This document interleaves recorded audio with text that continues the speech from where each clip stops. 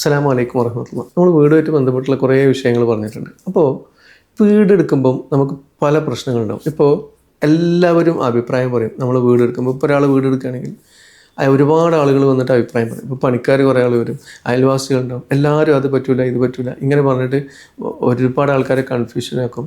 എന്നിട്ട് അവർ നമ്മളെ വിളിക്കും. ഇങ്ങനത്തെ ഒരുപാട് കാര്യങ്ങളുണ്ട്. അപ്പോൾ നമ്മളിപ്പോൾ ഒരു വീടെടുക്കുമ്പോൾ എന്താണ് പരിഗണിക്കേണ്ടത്, എങ്ങനെയാണ് അത് പരിഗണിക്കേണ്ടത്, അതൊക്കെയാണ് നമ്മൾ ഈ വീഡിയോയിൽ സംസാരിക്കുന്നത്. അപ്പോൾ വീഡിയോയിലേക്ക് എല്ലാവർക്കും സ്വാഗതം.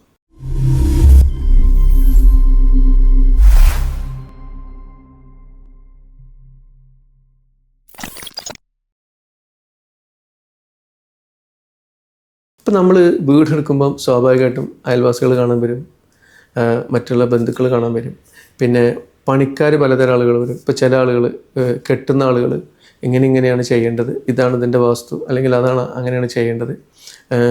പിന്നെ മറ്റ് പണിക്കാർ വന്നാൽ, ഇപ്പോൾ ഇലക്ട്രീഷ്യൻ വന്നാൽ, പ്ലംബിങ്ങിൻ്റെ ആൾ വന്നാൽ കുറച്ച് പറയും, ഇലക്ട്രീഷ്യൻ വന്നാൽ പൈപ്പ് കൊണ്ടുപോകുന്നതിനെ പറ്റിയുള്ള കുറച്ച് പറയും, കക്കൂസിൻ്റെ കുഴി ഉണ്ടാക്കുന്നതിൻ്റെ കുറച്ച് ആൾക്കാർ കുറച്ച് പറയും, കിണർ കുത്തുന്ന ആൾ കിണറിൻ്റെ സ്ഥാനത്തിനെ കുറച്ച് പറയും, കിച്ചണിൽ അടുപ്പുണ്ടാക്കുന്ന ആൾ അടുപ്പിൻ്റെ സ്ഥാനത്തിനെ കുറച്ച് പറയും. അങ്ങനെ നമ്മൾ ഇപ്പോൾ ഓൾറെഡി ഇങ്ങനെ കാര്യം വിശ്വാസമില്ലാത്തൊരു വീട് ചെയ്യുന്ന ആളായാൽ പോലും ഇത് കഴിയുമ്പോഴത്തേക്ക് അയാൾക്ക് കുറേ പ്രശ്നങ്ങൾ, വീടിൻ്റെ ആ പ്രശ്നം, ഈ പ്രശ്നം, അത് ചെയ്ത് ശരിയല്ല, ഇത് ചെയ്ത് ശരിയല്ല, അടുപ്പ് ചെയ്ത് ശരിയല്ല എന്ന് പറഞ്ഞാൽ അയാൾ ഭയങ്കര കൺഫ്യൂഷൻ ആകുന്നൊരു കാര്യമുണ്ട്. അപ്പം കുറേ കൺഫ്യൂഷനൊക്കെ കൂടുമ്പം നമ്മൾ വിളിക്കുന്ന ആളുകളുണ്ട്. പിന്നെ ഇപ്പോൾ വിശ്വാസമില്ലാതെ അല്ലെങ്കിൽ ഇങ്ങനത്തെ കാര്യങ്ങളൊന്നും നോക്കാതെ വീട് ചെയ്ത ആളുകളും ഒരു ഘട്ടത്തുമ്പോൾ ചിലപ്പം ഇങ്ങനത്തെ കാര്യങ്ങളിലൊക്കെ ഇപ്പം പല ആളുകളും ഇപ്പോൾ വീട് കാണുമ്പോൾ ആയിരിക്കും അവരുടെ ബന്ധുക്കളിൽ പിന്നെ അവർക്ക് തോന്നുന്ന കാരണന്മാരോ അല്ലെങ്കിൽ അവരുടെ മൂത്ത ആളുകളൊക്കെ ചിലപ്പോൾ എന്തെങ്കിലുമൊക്കെ പറയും, നീ ഇങ്ങനെ വീട് ചെയ്ത് ഇത് ശരിയില്ല, ഇങ്ങനെയാണോ, ഇങ്ങോട്ട് ശരിയില്ല.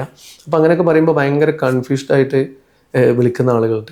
അപ്പോൾ അവർക്ക് ഉണ്ടാകുന്നൊരു പ്രശ്നം എന്താ വെച്ചാൽ, നമ്മളിപ്പോൾ കെട്ടിൻ്റെ ആൾ വന്നാൽ അവർക്ക് കുറേ അഭിപ്രായങ്ങളുണ്ടാവും.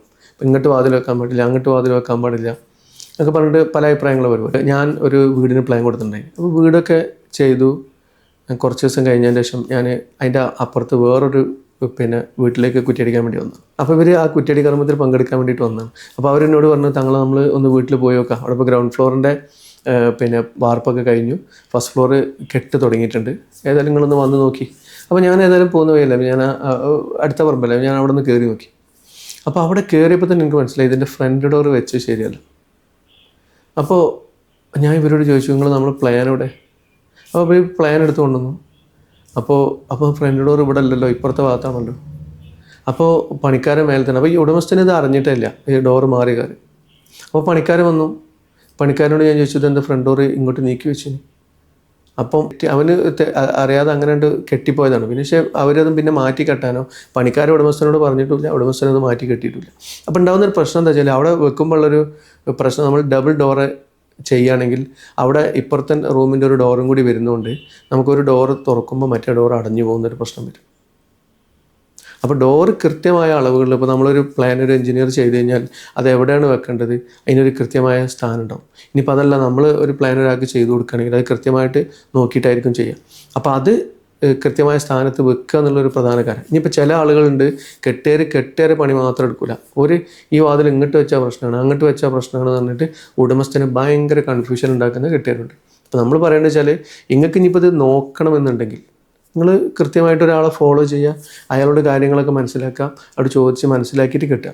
ഇനിയിപ്പോൾ ചില ആളുകൾ ഈ സമയത്ത് ഇപ്പോൾ തറ ഇടുന്ന സമയത്ത് ഒന്നും നോക്കില്ല, വേഗം തറ അങ്ങോട്ട് വലിച്ചാണ്ടിടും. എന്നതിൻ്റെ ശേഷം ഉണ്ടാകുന്ന കുറേ കൺഫ്യൂഷൻസ് ഉണ്ട്.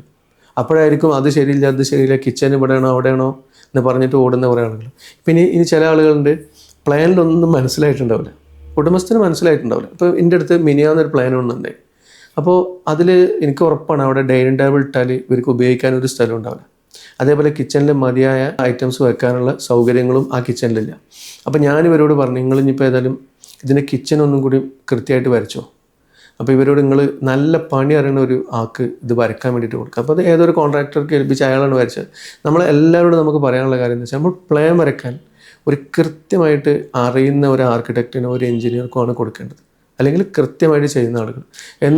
എന്നിട്ട് അവർ ഓരോ പ്ലാനിലും ഓരോന്നും വരുന്ന സ്ഥലം, അതായത് റൂമാണെങ്കിൽ ആ റൂമിലിപ്പം എത്രയാണ് വാതിൽ, ഇപ്പോൾ നമ്മൾ ഒരാൾക്ക് ക്യൂൺ സൈസ് ബെഡാണോ കിങ് സൈസ് ബെഡാണോ നമ്മൾ റൂമിലിടേണ്ടത്, അതായത് 5-6 ബെഡാണോ അതല്ല ഇനി 6-6ൻ്റെ ബെഡാണ് ഉടമസ്ഥന് ഇടേണ്ടത്, അതിനനുസരിച്ചാണ് നമ്മൾ വരപ്പിക്കേണ്ടത്. ഇപ്പോൾ ഒരു 12-12 റൂമിൽ നമ്മളൊരു 6-6ൻ്റെ ബെഡ് ഇട്ട് കഴിഞ്ഞാൽ കുറച്ച് ക്ലിംസി ആയിരിക്കും. നേരെ മറിച്ച് ഒരു 5-6ൻ്റെ ബെഡാണെങ്കിൽ അവിടെ ഓക്കെ ആയിരിക്കും. അപ്പോൾ ഇതേപോലെ നമ്മൾ കുറേ കാര്യങ്ങൾ ശ്രദ്ധിക്കണം. അതേപോലെ കിച്ചണിൽ നമുക്കിപ്പോൾ എന്തായാലും ഒരു കുക്കിംഗ് റേഞ്ച് ഉണ്ടാവും, ഇൻഡക്ഷൻ കുക്കർ ഉണ്ടാവും, ഓവൻ ചിലപ്പോൾ ഉണ്ടാവും. പിന്നെ അപ്പോൾ ഇങ്ങനെ എന്തായാലും 2 തരം അടുപ്പുകളും കുറേ മിക്സിയും അങ്ങനത്തെ കാര്യങ്ങളൊക്കെ ഉണ്ടാവും ഒരളവ് അടുപ്പിൽ. അപ്പോൾ നമ്മൾ എന്ത് കിച്ചണാണോ നമ്മൾ പ്രിപ്പയർ ചെയ്യണത്, അപ്പോൾ അതിനനുസരിച്ചുള്ള ഐറ്റംസ് അല്ലെങ്കിൽ അപ്ലയൻസ് വെക്കാനുള്ള സ്ഥലം നമുക്ക് കിച്ചണിൽ ഉണ്ടാവണം. അത് വരച്ച് ചേർത്ത് അത് കൃത്യമായിട്ട് വരക്കുന്ന അല്ലെങ്കിൽ ഓരോന്നും വരച്ച് അത് എത്ര ഇതിലാണ് വരിക എന്നുള്ളത് നമ്മൾ ഉടമസ്ഥന് മനസ്സിലാക്കി കൊടുക്കുന്ന ആളുകളെയാണ് നമ്മൾ ശരിക്കും ഇത് ഏൽപ്പിക്കേണ്ടത്. അതേപോലെ നിങ്ങൾ കുറ്റിയടിക്കാൻ ഒരാളെ ഏൽപ്പിക്കുമ്പോൾ അല്ലെങ്കിൽ ഒരു സ്ഥലം നോക്കാൻ ഒരാളെ ഏൽപ്പിക്കുമ്പോൾ, ഇപ്പം നമ്മൾ ആദ്യം ഒരു സ്ഥലം പോയി നോക്കും, എന്നിട്ട് അവരോട് ഇങ്ങനെയാണ് അതിൽ വരേണ്ടത്, അതിനനുസരിച്ച് നമുക്ക് പ്ലാൻ വരക്കാം. എന്നിട്ട് പ്ലാൻ വരച്ചതിൻ്റെ ശേഷം അവരോട് ഇത്ര നീളത്തിൽ വരും, ഇത്ര സ്ഥലം ഇവിടെ ബാക്കിയുണ്ടാവും, പുറത്ത് ഇത്ര സ്ഥലം ഉണ്ടാവും, ഉള്ളിൽ ഇത്ര സ്ഥലം ഉണ്ടാവും. അങ്ങനെ കൃത്യമായിട്ട് പറഞ്ഞു കൊടുക്കുന്ന ഒരാളെയാണ് നമ്മൾ ഏൽപ്പിക്കേണ്ടത്. അല്ലാതെ തറ ഇട്ടതിൻ്റെ ശേഷം അവിടെ സ്ഥലമില്ല, ഇവിടെ സ്ഥലമില്ല, മുന്നിൽ സ്ഥലമില്ല, പിന്നിൽ സ്ഥലമില്ല എന്ന് പറയുന്ന കുറേ ആളുകളുണ്ട്. അപ്പോൾ നമുക്കിത് കൃത്യമായിട്ട്, അപ്പോൾ നമ്മൾ ഒരു കുറ്റിയടിക്കുക അല്ലെങ്കിൽ തറയിടുക, ഒരു പ്ലാൻ വരയ്ക്കുക എന്നുള്ളതല്ല പ്രധാനം, അതൊക്കെ കറക്റ്റ് ആവുക എന്നുള്ളതാണ് പ്രധാനം. അപ്പോൾ അതിനനുസരിച്ചാണ് നമ്മൾ ഫോളോ ചെയ്യേണ്ടത്. ഇത് ഓരോരുത്തർക്കും ഓരോ സംശയങ്ങളാണ്. ഇലക്ട്രിക്കിൻ്റെ പ്ലംബിങ്ങിൻ്റെ വർക്ക് എടുക്കുന്ന സമയത്ത് അതിലെ പൈപ്പ് കൊണ്ടാൻ പറ്റും, ഇതിലെ പൈപ്പ് കൊണ്ടാൻ പറ്റുമോ, ആ ഭാഗത്ത് കക്കൂസിൻ്റെ കുഴി ചെയ്യാൻ പറ്റുമോ, ഈ ഭാഗത്ത് കക്കൂസിൻ്റെ കുഴി ചെയ്യാൻ പറ്റുമോ എന്നുള്ള പ്രശ്നങ്ങൾ.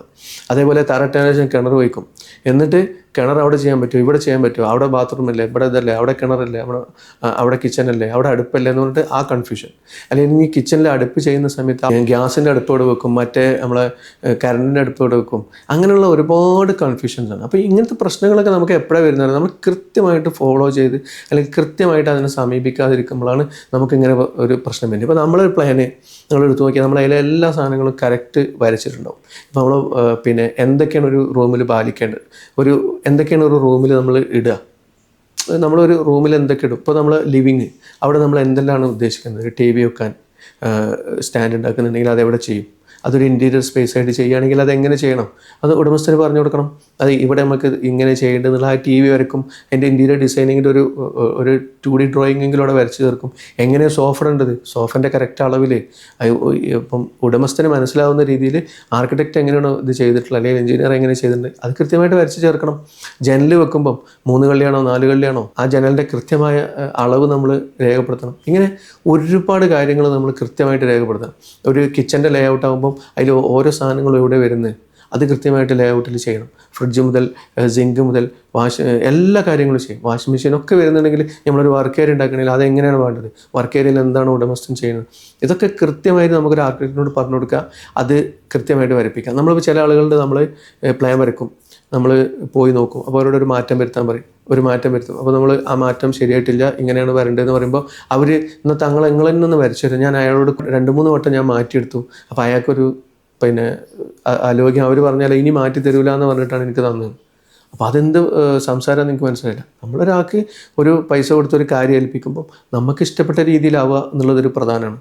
പിന്നെ നമ്മളിപ്പോൾ ഒരു പ്ലാൻ വരയ്ക്കുമ്പോഴാണ് നമുക്ക് ഏറ്റവും ശ്രദ്ധയോടുകൂടി നമ്മളെ കാര്യങ്ങൾ കൈകാര്യം ചെയ്യേണ്ടത്. പിന്നെ കൃത്യമായിട്ട് പറഞ്ഞു തരുന്നത്, നമുക്കൊരു ആർക്കിടെക്റ്റിന് അല്ലെങ്കിൽ എഞ്ചിനീയർ അല്ലെങ്കിൽ ഒരു പ്ലാൻ വരയ്ക്കുന്ന ആളെ നമ്മളെ ഏൽപ്പിക്കുമ്പം അയാൾക്ക് പൈസ കൊടുക്കുന്നതിന് ഒരു മടി വിചാരിക്കരുത്. എത്ര പൈസ കൊടുത്താലും അയാൾക്ക് നമ്മൾ ഉദ്ദേശിക്കുന്ന രീതിയിൽ നമുക്ക് വരച്ച് തന്നിട്ടുണ്ടെങ്കിൽ അയാൾക്ക് നല്ല പൈസ കൊടുക്കേണ്ടി വരും. അപ്പോൾ ആ പൈസ നമ്മൾ കൃത്യമായിട്ട് കൊടുക്കുക. അതൊരു നഷ്ടമായിട്ട് ആരും കരുതരുത്. പിന്നീട് പൊളിച്ച് പണിത് അല്ലെങ്കിൽ സൗകര്യമില്ലാത്തൊരു റൂം ചെയ്താൽ അത് അതിലും വലിയ നഷ്ടമായിരിക്കും. അപ്പോൾ ഒരു വീട് ചെയ്യുമ്പോൾ നമ്മളുടെ കണ്ടീഷനൊക്കെ ആണ് എന്നുള്ളത് നമ്മൾ ഉറപ്പ് വരുത്തണം. ഇനിയിപ്പോൾ നമ്മൾ ചില സ്ഥലത്തുണ്ട് ഉടമസ്ഥനേക്കാളും കൂടുതലായിട്ട് ചെയ്യുന്ന ആർക്കിടെക്റ്റ്, അതും പാടില്ല. അതായത് നമ്മൾ പറഞ്ഞിട്ടുണ്ട്, പിന്നെ നമ്മൾ വലിയ ഇതിലൊക്കെ കാണുമ്പോൾ, വലിയ റീൽസിലൊക്കെ കാണുമ്പോൾ വലിയ ആർക്കിടെക്റ്റുമാരെയൊക്കെ സമീപിക്കും. അവരെന്ന് പറഞ്ഞാൽ ചിലപ്പോൾ നമുക്ക് അഫോർഡബിൾ അല്ലാത്ത റേഞ്ചുള്ള ആളുകളായിരിക്കും. അപ്പോൾ അവർ നമ്മളെ വീട് ഒരുപാട് വലുതാക്കും, അല്ലെങ്കിൽ ഒരുപാട് ഡിസൈൻ എലമെൻറ്റ്സ് കൂട്ടും, എന്നിട്ട് നമുക്ക് എടുത്താൽ പൊന്താത്ത രീതിയിലാക്കുന്ന അങ്ങനത്തെ ആർക്കിടെക്റ്റുണ്ട്. അപ്പോൾ നമ്മൾ പരിഗണിക്കേണ്ടത് നമ്മൾ ഏത് തരം വീടാണ് ചെയ്യുന്നത് അതിനനുസരിച്ചുള്ള വീടുകൾ പ്രിപ്പയർ ചെയ്യുന്ന ആളുകളെടുത്താണ് നമ്മൾ പോകേണ്ടത്. നമ്മൾ ബഡ്ജറ്റ് ടൈപ്പ് വീടാണോ, നമ്മൾ പിന്നെ ഇൻറ്റീരിയറൊക്കെ നല്ല കൃത്യമായിട്ട് പൈസ ഒരുപാട് ചിലവാക്കി ഇൻറ്റീരിയറൊക്കെ ചെയ്യാൻ പറ്റിയ രീതിയിലാണോ, അല്ലെങ്കിൽ നമ്മളൊരു മീഡിയം ബഡ്ജറ്റിലാണോ, അല്ലെങ്കിൽ ബഡ്ജറ്റ് സേവ് ചെയ്തുകൊണ്ടുള്ള വീടാണോ നമുക്ക് വേണ്ടത്, എല്ലാത്തിനും ആളുകൾ അവൈലബിൾ ആണ്. അപ്പോൾ അതനുസരിച്ചാണ് നമ്മൾ പ്ലാൻ ചെയ്യേണ്ടത്. അപ്പോൾ ആർക്കിടെക്റ്റിനോട് നമ്മൾ ഒരു പ്ലാൻ പറയുമ്പോൾ നമ്മൾ കൃത്യമായിട്ട് നമ്മൾ ആവശ്യങ്ങൾ പറയണം. ആ ആവശ്യങ്ങൾക്ക് അനുസരിച്ചാണ് അവർ വരച്ചിട്ടുള്ളത് നോക്കണം. നമ്മളെ ബഡ്ജറ്റ് കൂടി പറയണം. ഇപ്പോൾ നമ്മൾ ചില ആളുകളോട് ഇപ്പോൾ നമ്മുടെ അടുത്ത് പ്ലാൻ വരയ്ക്കാൻ വരുമ്പോൾ നമ്മൾ ഓരോട് ബഡ്ജറ്റ് ചോദിക്കും. നിങ്ങളിപ്പോൾ എത്ര പൈസ ഒരു വീടിന് ഇൻവെസ്റ്റ് ചെയ്യും, അല്ലെങ്കിൽ നിങ്ങൾ എത്രയാണ് ഇതിൽ ചിലവാക്കാൻ സാധിക്കും. അപ്പോൾ ചില ആളുകൾക്ക് ഒരു കണക്കുണ്ടാവില്ല. അതൊക്കെ പഠിച്ചാൽ തരുന്നതല്ല, ഇനി ഉണ്ടാക്കൂലേ, അവിടുന്ന് വാങ്ങിയിട്ട് ഇവിടുന്ന് വാങ്ങിയിട്ട്, അങ്ങനെയല്ല നമ്മൾ വീടിന് ചിലവഴിക്കേണ്ടത്. നമുക്കിപ്പോൾ ചിലവഴിക്കാൻ പോകുന്ന ഒരു പൈസയ്ക്ക് നമുക്ക് കൃത്യമായ ഒരു കണക്കുണ്ടായിരിക്കണം. നമ്മളിപ്പോൾ ഒരു 2500 സ്ക്വയർ ഫീറ്റ് വീട് ചെയ്യുന്നുണ്ടെങ്കിൽ നമ്മളൊരു 40-45 ലക്ഷം ചിലവാക്കുന്നുണ്ടെങ്കിൽ അത് നമ്മൾ പറയണം, നമുക്ക് ഇത്ര ചിലവാക്കാൻ പറ്റുള്ളൂ. ഒരു 2000 സ്ക്വയർ ഫീറ്റ് വീടാണ് നമ്മൾ ചെയ്യുന്നത്, അത് നമുക്ക് ശരിക്കും ഒരു 40 ലക്ഷം റുപ്യക്ക് ഒരു മീഡിയം ഇൻറ്റീരിയറിൽ നമുക്ക് ചെയ്യാൻ പറ്റും.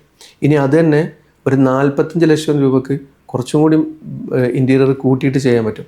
ഇനി അതന്നെ ഒരു 50 ലക്ഷം റുപ്യക്ക് നമുക്ക് ചെയ്യാൻ പറ്റും. പിന്നെ നമ്മൾ മനസ്സിലാക്കേണ്ട ഒരു കാര്യം എന്താ വെച്ചാൽ, ഒരു വീട് എടുക്കുന്ന സമയത്ത് നമുക്ക് വീടിൻ്റെ മാത്രം ബഡ്ജറ്റ് കൂട്ടിയാൽ പോരാ. ചുറ്റുമതിൽ, ഇൻ്റർലോക്ക്, കിണർ, കക്കൂസിൻ്റെ കുഴികൾ, അങ്ങനെ നമുക്ക് ഒരുപാട് ചിലവുകൾ എക്സ്ട്രാ വേറെയും വരാനുണ്ട്. അപ്പോൾ അതിനും കൂടിയുള്ള പൈസ നമ്മൾ ഇൻവെസ്റ്റ് ചെയ്യണം. പിന്നെ അതേപോലെ തന്നെ പെയിൻ്റൊക്കെ അടിക്കുമ്പം പായലും പൂപ്പലൊക്കെ വരാത്ത രീതിയിലുള്ള കൃത്യമായ രീതിയിലുള്ള വാട്ടർ പ്രൂഫിങ്ങൊക്കെ ചെയ്തിട്ട് ചെയ്യാനും ശ്രമിക്കുക. അപ്പോൾ അതിനൊക്കെയുള്ള പൈസ നമ്മൾ ഇതിൽ ഇൻവെസ്റ്റ്മെൻറ്റിൽ കരുതേണ്ടി വരും.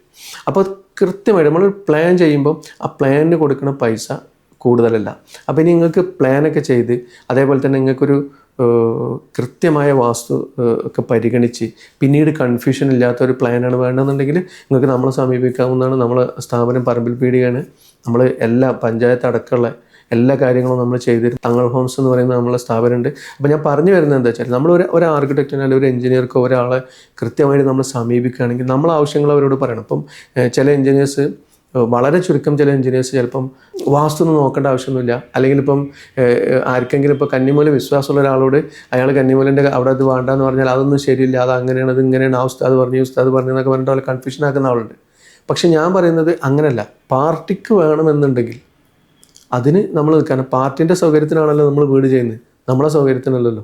അപ്പോൾ പാർട്ടി എന്താണോ പറയുന്നത് അതിനനുസരിച്ചാണ് നമ്മൾ അവർക്ക് വീട് ചെയ്തു കൊടുക്കേണ്ടത് എന്നാണ് കൺഫ്യൂഷൻ. അപ്പോൾ അങ്ങനെ ഇപ്പം നിങ്ങൾ ഒരു വിശ്വാസമുള്ള ആൾ, അല്ലെങ്കിൽ നിങ്ങൾക്ക് ഇങ്ങനത്തെ കാര്യങ്ങളൊക്കെ നോക്കിയിട്ടാണ് വീട് ചെയ്യണമെന്നുണ്ടെങ്കിൽ നിങ്ങൾ ആ വിശ്വാസത്തിന് അനുകരിച്ചുള്ള ഒരാളെയാണ് നിങ്ങൾ സമീപിക്കേണ്ടത്.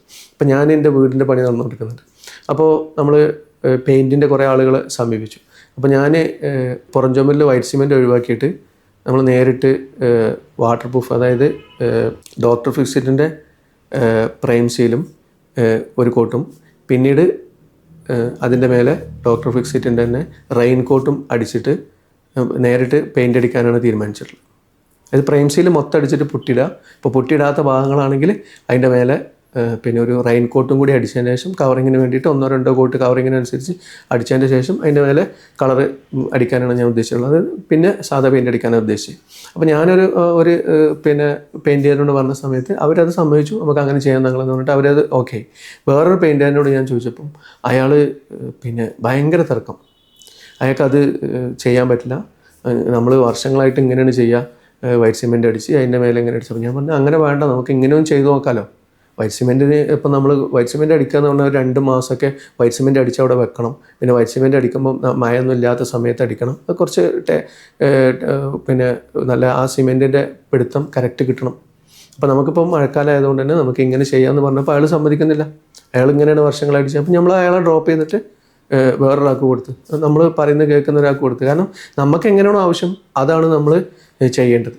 ഉടമസ്ഥൻ എങ്ങനെയാണോ ഒരു കാര്യത്തിന് സമീപിക്കുന്നത് അത് കൂടി പരിഗണിച്ച്. ഇപ്പോൾ നമ്മളൊരു പുതിയ ടെക്നോളജീൻ്റെ കാര്യം നമ്മൾ ആർക്കെങ്കിലും അവതരിപ്പിച്ച് കൊടുത്താൽ, ഇപ്പോൾ ഞാനിപ്പോൾ നമ്മൾ വീട് തേച്ചത് പൂയിൽ പിന്നെ രാംകോൻ്റെ ഒരു പ്ലാസ്റ്ററിങ്, ഈക്കോ പ്ലാസ്റ്ററിങ് എന്ന് പറഞ്ഞിട്ടുള്ള ഒരു ഇതുകൊണ്ടാണ്. അതായത് അതിന് സെൽഫ് ക്യൂറിങ് ആണ്, അതിന് നനയ്ക്കേണ്ട ആവശ്യമില്ല. അതായത് നമ്മൾ ചുമര് തേപ്പ് കഴിഞ്ഞതിന് ശേഷം നനയ്ക്കേണ്ട ആവശ്യമില്ല. നമ്മളിപ്പോൾ ഫുള്ള് വീടായിട്ട് അതുകൊണ്ട് അങ്ങനെയാണ് ചെയ്തിട്ടുള്ളത്.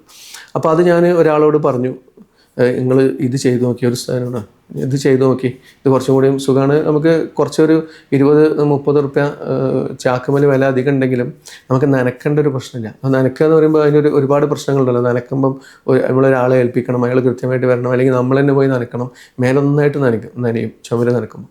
അപ്പോൾ പിന്നെ എനിക്ക് പെട്ടെന്ന് തന്നെ പണി തുടങ്ങേണ്ടതും അതിൽ പിന്നെ പൊട്ടിയൊക്കെ ഇട്ട് തുടങ്ങേണ്ടതും നനവ് കുറയാൻ വേണ്ടിയിട്ടാണ് ഞാൻ അങ്ങനെ ചെയ്തത്. അപ്പോൾ ഞാനത് പറഞ്ഞപ്പം അവർ വേറൊരു പിന്നെ ആളോട് ചോദിച്ചപ്പോൾ ആ എഞ്ചിനീയർ പറഞ്ഞാൽ അതൊക്കെ കെമിക്കലാണ്, അതുകൊണ്ട് നമുക്ക് അങ്ങനെ വേണ്ടത്. അപ്പോൾ നമ്മൾ പറയുന്നതാണ് എല്ലാ സിമെൻ്റ് എന്ന് പറഞ്ഞാൽ തന്നെ കെമിക്കലാണ്.